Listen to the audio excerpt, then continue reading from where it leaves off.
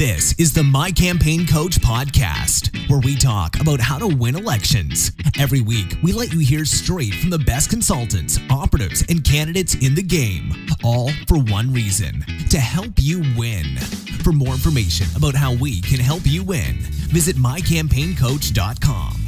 Now, here's your host, Raj Schaefer.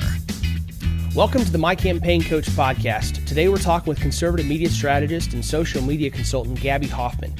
She graduated from UC San Diego in June 2012 with a Bachelor of Arts in Political Science and a minor in History. Gabby may have graduated in 2012, but her political resume goes much further back and is quite extensive. Her work's been mentioned everywhere from the Rush Limbaugh Show, Fox News, and the Drudge Report to places like the National Review and Politico. Gabby most recently served as the Director of Media Relations for the Liberty Farm Festival, and prior to that, she actually spent 4 years working as a regional field coordinator for the Leadership Institute, training candidates and activists in how to be effective and win. Gabby and I have been personal friends for a number of years, and I continue to learn a great deal from her and her experience both online and off. And her personal story is one that you need to hear, and she's got some great messaging and social media advice to share with us today. With that, Gabby, welcome. Thank you for having me, Raz. Happy to talk about social media strategy and strategy in general. Well, it's definitely something that our audience really needs to know more about. And I know as I've been launching My Campaign Coach and having to really dive a lot deeper and refresh a lot of my knowledge about social media and messaging strategy, I wanted to have you on just so you could give me some more tips, and as well as our audience. So it's both selfish and hopefully helpful to the folks listening. Yeah, anything to increase awareness and to further educate people. So give us a bit more background about your current political involvement and just your personal story. Sure. Well, I, much like you and many of our other friends who've been entrenched in politics for a bit, I got my start almost a decade ago, about 7 years ago. I was one of those weird kids who was interested in politics from an early age. So I took the initiative to officially emerge in politics my freshman year of college at UC San Diego. And having come from a conservative background, it felt like a natural fit.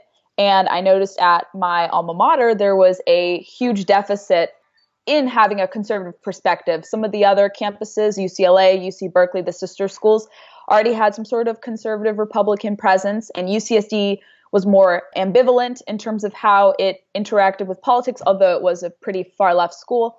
And I realized that there was a huge opportunity to get involved, so I decided to join the conservative paper upon entering college, and I wrote for that for my 3 years there, where I learned how to hone my skills and really become interested in messaging through the form of op-ed writing. And concurrently with writing, I started a Young Americans for Freedom chapter, and I hosted a pretty infamous lecture with David Horowitz, which became national news. And that was a pretty interesting turn of events on campus. And I got to see firsthand how hypersensitive and crazy the campus left can be. And I think those who tune into the podcast know that a lot of the campus leftists are far more energized and a lot more reactionary now than when we may have gone to college. I mean, 4 years is a pretty interesting time to see how much progression that they've become more radicalized from an already given radicalized nature. From that event, I was able to really get my start in politics. So concurrently with my studies, I worked on radio for the Rick Amato Show. It's not operating anymore, but it was a pretty well-listened program in the San Diego area for the time it was on. And I really liked helping my former boss at the time kind of boost his profile and elevate his presence in the area in the SoCal region. And not only did I book guests with such luminaries like Michelle Malkin and S.E. Cupp, I also produced my own segment as I got more involved, and I was able to garner their trust and their confidence in me. And so I was able to not only book guests while in an assistant position, I was also able to have a leadership role in the radio show with producing a segment. So that was really cool, helping to elevate young conservatives. So I got my interest in helping our fellow young conservatives and libertarians early on through that experience. And I also was involved with a lot of local San Diego Tea parties and with the local Eagle Forum chapter. And so after following graduation and having done all this stuff, I was wanting to go into a career in journalism. I did an internship at Media Research Center, loved it, but I realized journalism wasn't the path for me. Although I am very media savvy and interested in trends and following up with the news, through the experience, I garnered through interning there and then eventually going to Leadership Institute and completing my tenure there, I realized that not only can you have a impact in media without being directly in the news cycle, there are many ways to garner media attention, positive earned media, and many other ways to be involved in that sector. So I realized from then that I could do media consulting, whether it was traditional means through print or TV and radio, or through new means or new media through Facebook, Twitter, Instagram, and other digital platforms. And so through years, you learn kind of what you want to do. You pick and sift what your interest areas are. And through all these experiences I've had, I was able to realize like my role as an activist and as a conservative is to help people get coached in the right skills in order to become good communicators and better communicators. And using the experiences I've had through writing myself, doing radio interviews, and being an activist, and having, I guess, a big digital profile, especially on Twitter, I wanted to take the stuff that I learned and applied to my own messaging to clients and to other activists who are up and coming, and also to those who are not necessarily in politics but apply conservative values to day-to-day operations, small businesses, or hunting and fishing outfitters. So I know that was probably a lot, but there was a whole natural progression as to how I got here, trial and error like we all go through, and I'm happy to be where I am, and I like helping people and have been unofficially for a few months. But yeah, since I launched my business, it's been more official in the last few weeks. But it's something, that you're going to learn to do better, and I'm excited for the challenges and further helping people in my independent capacity now. Well, congratulations on getting launched, because Gabby just launched her own business just a couple weeks ago. And that's part of why I reached out to you to get on this podcast, is I saw that come live, and it really excited me to see these kinds of products and services and training out there available to everybody from campaigns to fishing and hunting folks. Tell us a little bit more about that other side, kind of the fishing and outdoorsman side of your work and of the fun side of your personality there. Absolutely. I'd be happy to elaborate. It's kind of foreign here that women are involved in the outdoor industry. It doesn't take away from our femininity, but I would say it's a personal interest for me to help those in the shooting sports and fishing industry, and also those in the firearms industry. Having been exposed to the outdoor lifestyle since I was a little girl, I first got hooked into it, I guess pun intended, through fishing when I was about 8 or 10, and then I really got into it when I was 12. And when I moved away from California, I had more opportunities to explore firearms, because California has very high restrictions. And unless you go to the wilderness or go shooting in the backwoods in California mountains, it's very hard to learn about firearms in any capacity, because the ranges are not in really open view. It's very expensive to test firearms, to learn about it, to buy equipment, to buy gear. And so moving to Virginia sort of opened my eyes more so to the possibilities and the realities behind basic firearms ownership. So after fishing, then came firearms instructions and proper handling of that. So I'm a gun owner, and I am also a concealed handgun permit holder as well.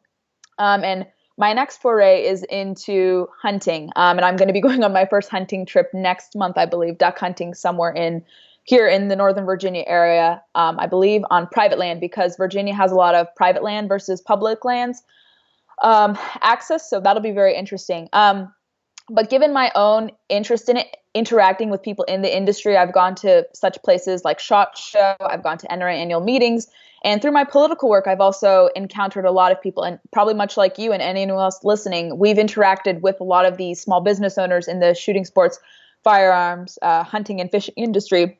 And a lot of them do share our values, even if they're not explicitly involved in the political process. And perhaps this election cycle, a lot of people who are normally more reserved or do identify with our values woke up and spoke out and got involved because they felt like their rights were being jeopardized, and rightfully so. So we saw a lot of people in this industry that is closely tied with conservative politics come out in droves in support of Donald Trump, and even those on the down ballot ticket races, I think because they felt that Hillary Clinton posed a serious threat to hunting and fishing rights, which she did, because she's for cutting back on certain rights, and she would have cut off a lot of fishing access too. A lot of Democrats believe that if you section off thinks it's going to be great for the environment, but not only is it deleterious to the environment, it's also deleterious to businesses and those who provide such products as fish for consumption and for sale.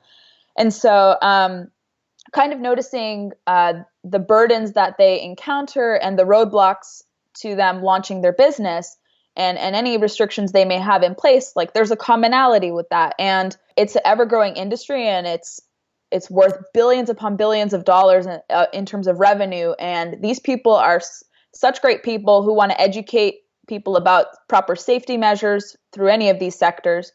And they're nice and they contribute to the economy. And the fact that a large number of them have been ignored or don't have the tools, the digital tools, especially to become more effective in their messaging, that's a deficit that I noticed and that I want to help remedy with whatever I can offer to them.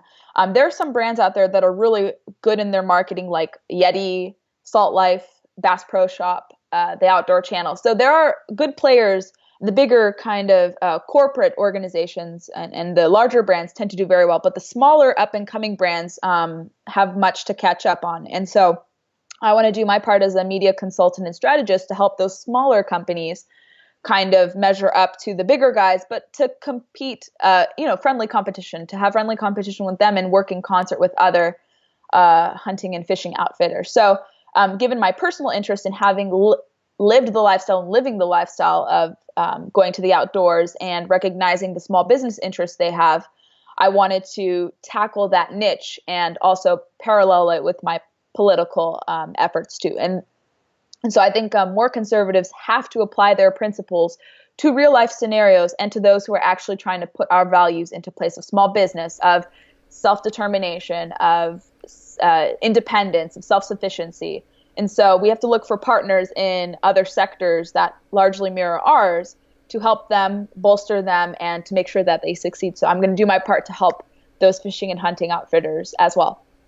I really love that. I've been hunting and fishing and shooting my whole life, and especially it's been cool to see how the internet has really allowed so many different, much smaller businesses in those industries pop up, and it's really cool to see you work with them to make sure they have the resources they need to be able to go out there and get those products out there and protect their rights as well.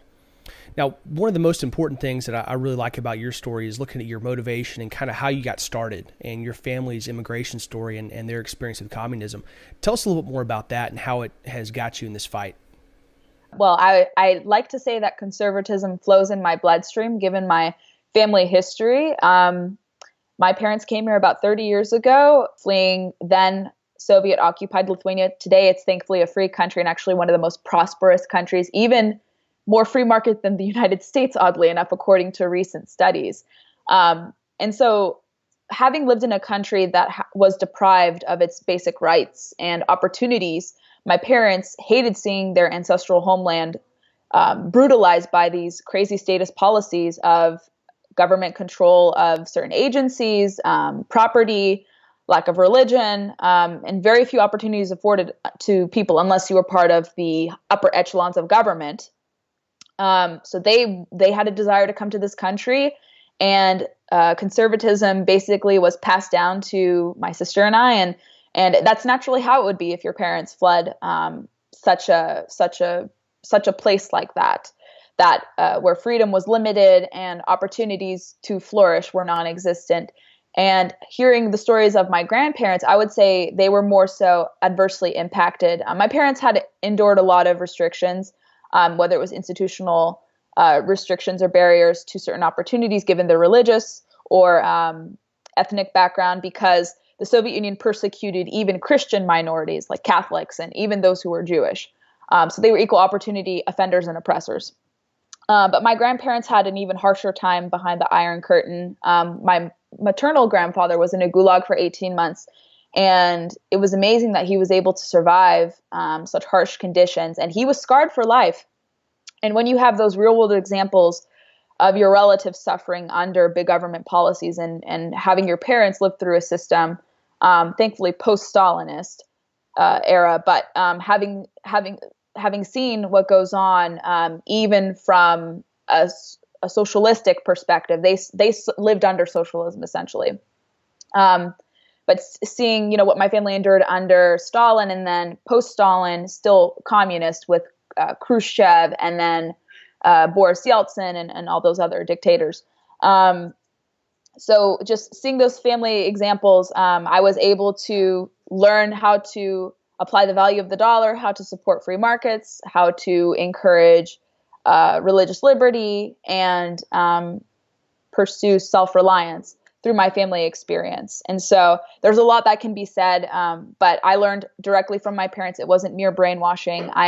I've studied multiple views. I've been exposed to multiple views, but I would say my conservative views were reaffirmed every time I would be in a liberal environment, whether it was college, high school, or even living in the DC area. And so my parents were largely correct. I never doubted them for a bit, but I wanted to reassure that I can affirm my views. And my parents know a lot of the disaster that is in big government because they lived through a society like that. And I want to do my best to not replicate that here in the United States. And through my activism and through my work, I've been able to help shed a little light on the consequences of statism and big government policies using my family experiences. And some people discount that as, well, it's red baiting, or this is so extreme that you say this. Like, our policies, a lot of leftists will say our policies are not as harsh as like those in the Soviet Union, or they try to discount it. But their ideas do have the potential, sadly, to create ruin.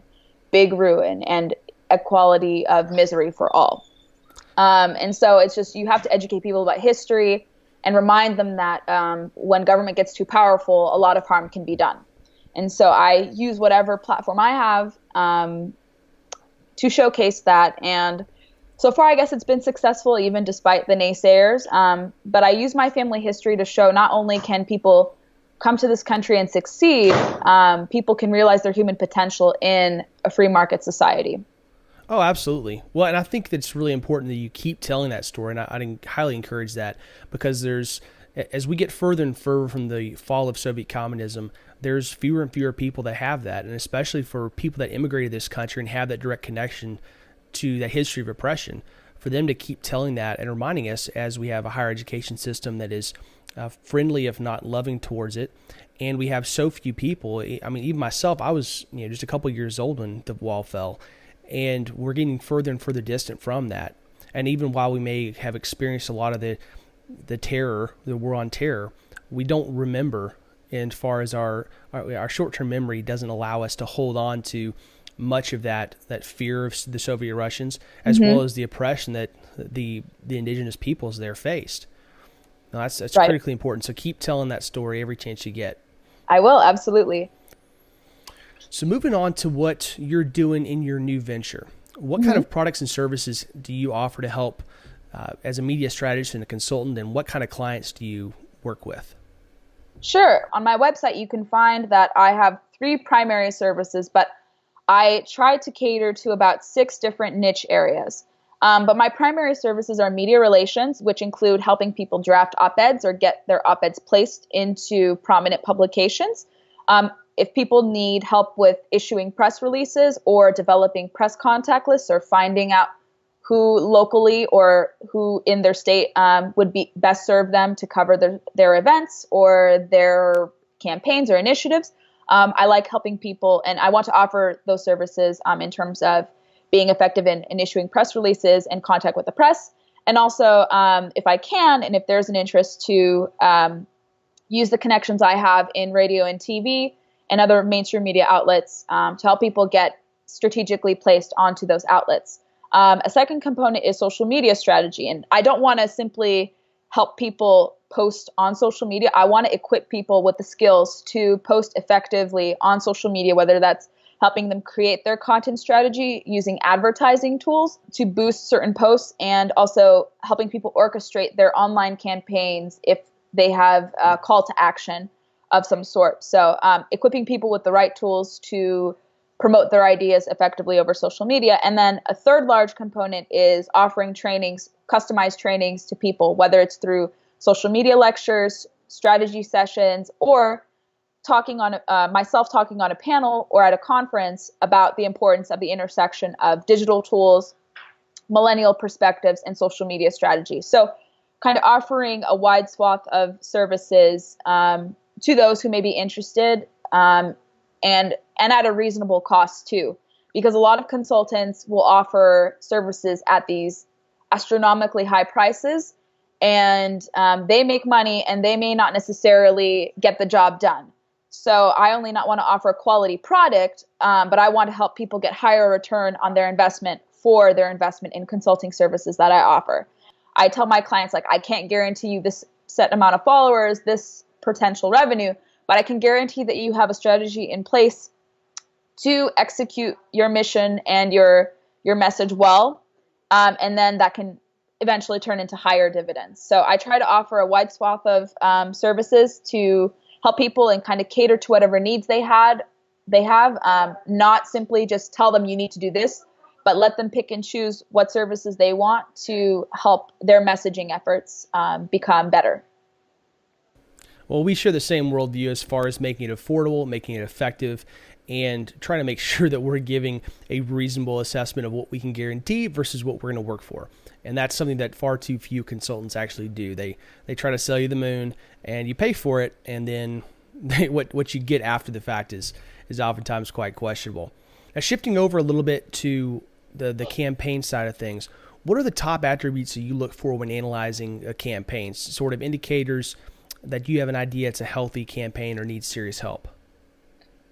A lot of the times to measure a successful campaign, and you don't have to necessarily be involved in the process. You can be an observer if you're involved in politics, of course. But if someone does not have a content strategy in place, if they're not using social media effectively, if they're not putting out a good message, and if they're always having to be on the defensive, those are some pretty stark warning signs that can measure a health of a campaign. So for instance, I would say when Senator Ted Cruz was elected in 2012 to the U.S. Senate, he had a lot of the right stuff in place. Like, he was very effective on social media, and one of our mutual friends is responsible for that, and he understands the senator's voice very well. So it's also personnel is policy. So Senator Cruz hired a very good social media manager to help communicate his voice. He put out visually appealing graphics, used modern tools, came off very relatable, had a good story to tell. We were all familiar with his similar anti-communist background story like what I have, and he was able to tell his story, drum that up, and get people to recognize that he's conservative largely because of his family history, and that his mission to advance liberty-minded ideas came from his upbringing and his father's story. And so Senator Cruz had a very compelling story to tell, and that largely won over a lot of Texas voters for there. And so he had the digital game in place, he had the great story, and he seemed very approachable and easy to work with, and even approachable for media. I think even his most, those who kind of revile him or may not even like him still respect him, because he's open to the media, he treats them with respect, and he communicates his perspective well. So kind of what I talked about going into what I look for in clients, I think Senator Cruz succeeded so much because he had the right infrastructure in place and has the personality to be a successful politician, and was also very relatable to his constituency and to also those who are not in his direct constituency as well. But those are three important things to look for. If someone is open to articulating conservatism, even to mainstream sources, has a digital infrastructure in place, and can tell a compelling story without diluting conservative values, that's what largely can go into a successful campaign. And there's no, I would say it's very different for every campaign. Largely, Trump's campaign was very unorthodox. He didn't necessarily follow that template. He certainly had a compelling story to tell, although more brash, but he was able to break it down in relatable terms to people who don't take well or who don't know policy very well, and was able to communicate that in simple terms to them, and spoke largely to them. And while his digital efforts may have been lacking, he may not have placed a lot of money into it, somehow his message was able to resonate because people were just tired of the status quo. So every elected official is very different, or every campaign is different. One of the things that was pointed out to me by a friend, and that I realized about the difference between Trump and Clinton's campaigns, was that if you ask anybody, what is Donald Trump going to do? Everybody could tell you, make America great again. Whereas with Hillary, there was no clear response. And her message was different everywhere she went. It was very scattered, and it was largely focused on being not Donald Trump. And that fundamentally, that message focus, defining who you are, is critical. What are some of the things that candidates should do as they're building that media strategy, making sure they define themselves, trying to stay on the offense rather than the defense? What's kind of a checklist or some of the major components that they need to make sure that they have in place? Sure. Well, before hiring a digital consultant or even a social media manager, you have to first craft your content strategy. You have to identify the who, what, where, and why. You have to develop your mission or your message early on, have maybe 3 to 4 bullet points of what you believe in. You can have more, but if you want to develop a primary focus, you have to have 3 or 4 points early on defining who you are and set yourself early on going on the offensive with who you are, defining yourself before your opponents define you. So developing your content strategy, and you can use certain tools like Hootsuite, Buffer, HubSpot, and these marketing blogs, I will say, are very great resources to help you channel and hone in on how to develop your content strategy. So you have to develop your message early on so people know concretely where you stand, how you'll articulate your views, and what you believe in. So if you have that laid out from there, it'll be very easy to construct your social media campaign or any digital campaign. And so once you have your ideas formulated and on paper, whether it's in print or on your computer, but once you've nailed down your strategy and what you want to promote, then you can apply the tools to promote your strategy, whether it's Facebook, Twitter, Instagram, email marketing, paid advertising, Facebook Live or live video streaming options, whatever. But it's important to have your strategy, and then you can go on to use or apply the tools to grow your message there. And also it's helpful to have people and especially develop relations with bloggers and other digital influencers in addition to having the tools in place. Coupling your digital strategy with influencers is also extremely important. So finding like-minded people or elected officials who can help bolster your efforts is extremely important. And then once you kind of have those 3 things in place, you can invest in certain additional tools like paid advertising to grow your presence even more if you're having trouble doing it organically. But I think if you have a right message, you have the tools in place and you have the influencers propping you up or more prominent elected officials propping your campaign, you're going to be able to grow your presence more effectively, I would say. So it's having your content strategy, it's then using the right digital tools to promote your message, and then honing in on that by having digital influencers and other influencers and even potential constituents or campaign field directors propping you up, promoting the message, using those digital tools as well to help grow the grassroots army and also grow the digital message. Yeah, those 2 points that you brought up, I really love. The first is that the content strategy has to be a direct outgrowth of your overall message. And we actually just posted a blog article on the My Campaign Coach website today talking about 7 questions that you have to answer before you run for office. And we kind of walk people through how they need to answer those questions and what the kind of consideration they need to take. And I'll post a link in the show notes to that. But second of all is the idea of using influencers and bloggers to really energize your campaign and help you from getting your word out. And you mentioned Ted Cruz and his Senate campaign in 2012. He actually launched his campaign. His first campaign announcement took place on a blogger call. He had a couple hundred bloggers that they had built relationships with and that Josh Perry, his social media manager, had built relationships with. And that was how they launched the campaign. And those relationships were critical to his success there in 2012. Yeah, it's he certainly had the perfect model for it. And sometimes it may work for people and they sadly lose because depending upon the state they live in, they may not have enough of like-minded voters or voters that they appeal to, or they only realize their content strategy and have everything in line towards the end. They don't develop it early, but Senator Cruz certainly developed it very early on, I think 2 years before the race, at least a year and a half. And so that gave him ample amount of time to define himself, to set himself apart even from his Republican challengers, and essentially go on to defeat the Democrat challenger back in 2012. So when you have much like what he did in place, an infrastructure, the content messaging strategy, the digital tools, and the influencers to back you up, you can succeed. And there's obviously far more parts in between because you'll have to do press releases. You'll have to use traditional means to also bolster candidates. But I think if you have, you can use new media for minimal cost to really craft your message and get your messaging out there, even well before you invest in other options that are needed in campaigns. But you can do that for low cost and have huge dividends with far reach, a larger amount of impressions on your social accounts, and essentially reach wider audiences if you develop that kind of brand behind a campaign. So a lot of the folks that are listening are campaign managers or potential candidates they're trying to get their campaign started and build their plan for running this next cycle.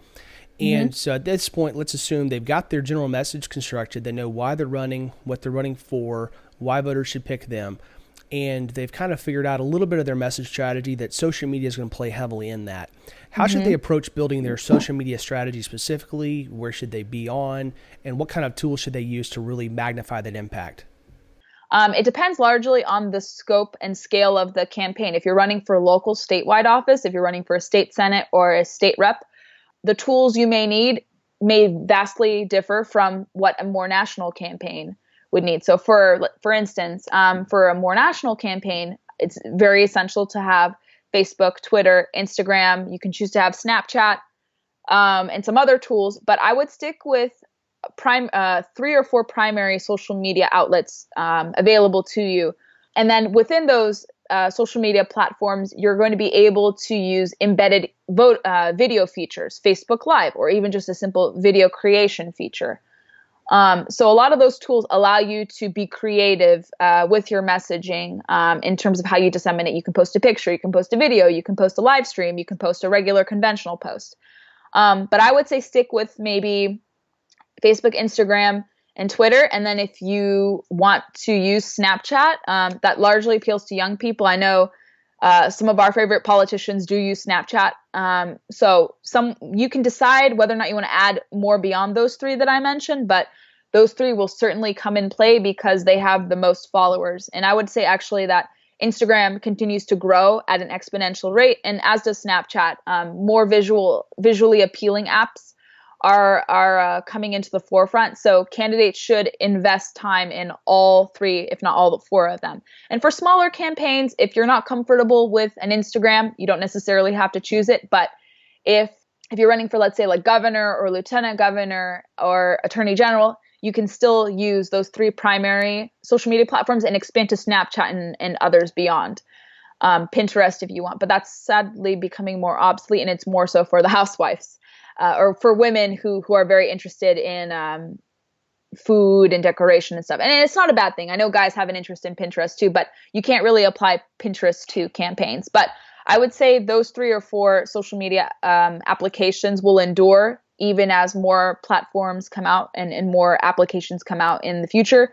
But certainly those 4 are important. And then for smaller campaigns or lesser scale campaigns, just have the basic Facebook and Twitter, and Instagram could be optional if you're running for a local race. Or if you think if you live in a big, heavily urban district and you're running for local office, it doesn't hurt to have a visually appealing application like Instagram. So it's obviously according to taste, but I would say a combination of any of those 3 or 4, however to people's likings. But certainly you do need at least Facebook and Twitter so you can reach out to voters and potential constituents. What kind of tools should campaigns use to manage that? I know that as far as creating the graphics and very shareable images, I've used stuff from Adobe Elements to Canva. What kind of stuff from the management side, both as far as posting and scheduling and creation? What all do you recommend folks use?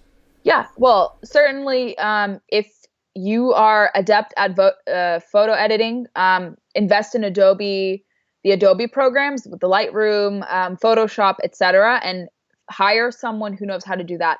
That's something I wish I could learn more so. My sister is more adept at that, and I know how to do basic stuff like Canva.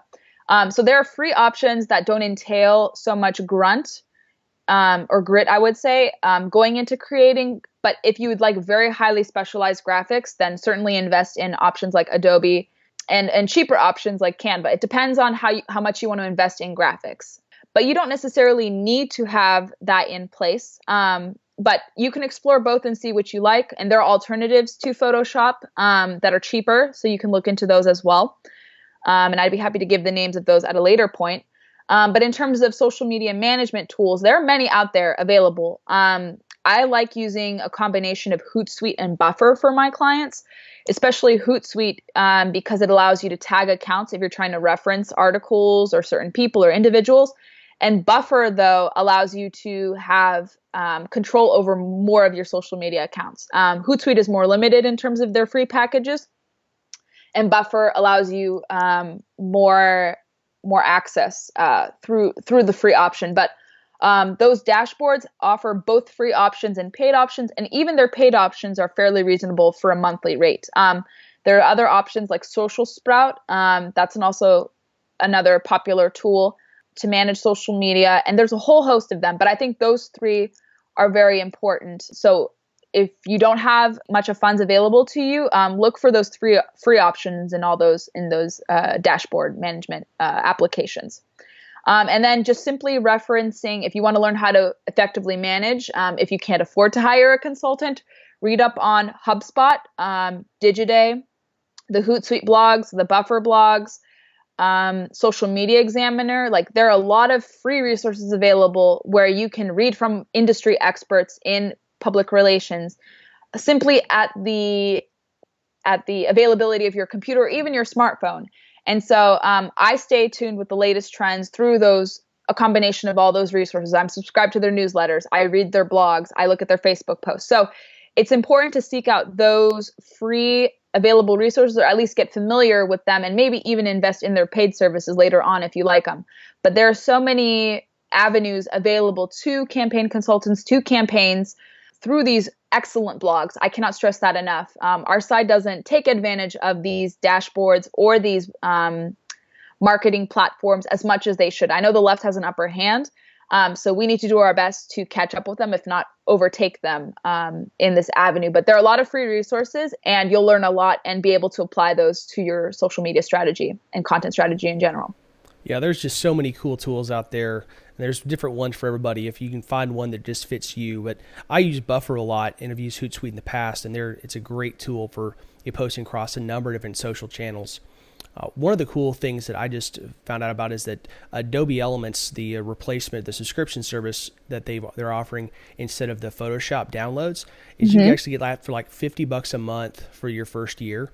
And that gives you access to every single one, from video editing to photos to Illustrator across the line. So I think I'm actually going to probably switch from Canva over to that, just to give us a little bit more bandwidth as far as what the platforms we can play with are. Because I'm having to get a whole lot more adept at a lot of the content creation side as we're going through the motions with Campaign Sidekick and getting more of our blog and podcast and video stuff up there.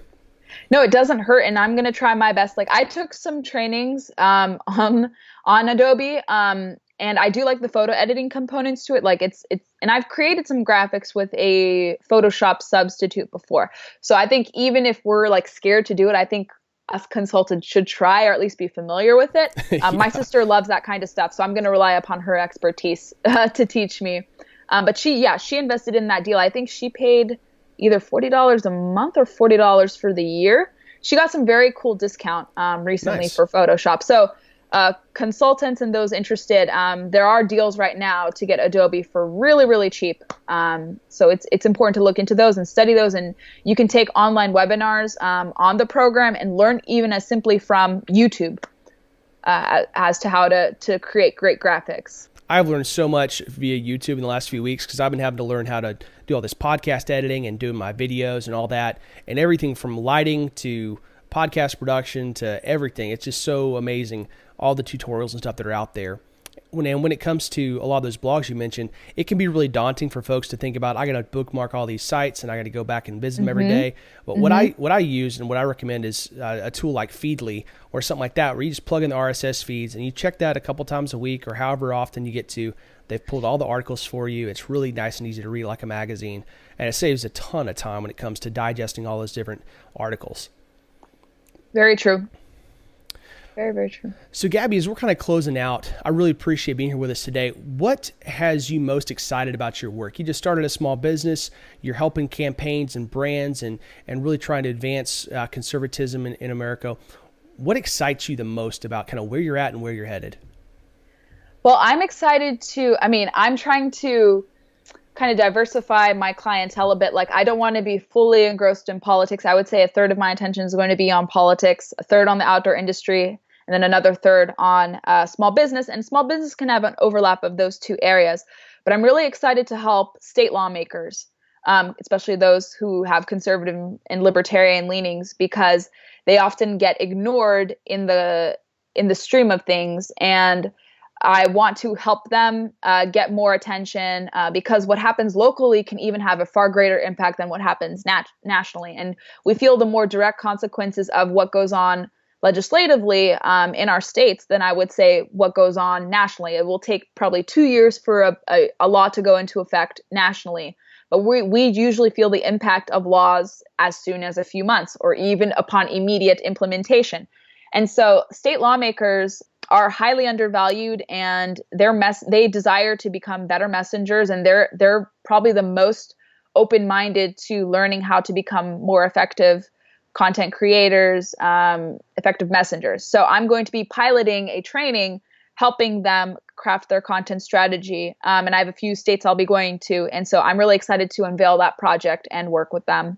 I'm also very excited to work with outdoor clients and shooting sports clients because there are so many of them, and the sphere is just ever growing, and there are more businesses coming about, and they want to have a piece of the pie, of the marketing pie or the exposure pie. And so working with them to either establish their social media strategy or helping them respond to any negative attacks they may have with a media campaign, or even just them going on the offensive or even responding to policy. I want to make myself available for them so they're on top of stuff. They can grow their brand simultaneously and allowing them to impact their communities and their states more locally as well. So I'm looking forward to helping them because they want to better apply the values that we espouse in politics to their work. I love it. Well, Gabby, I'm really excited about what you're doing and the new business you've launched. Where can folks find you online and sign up for your newsletter and see how you can help their campaigns or their organizations?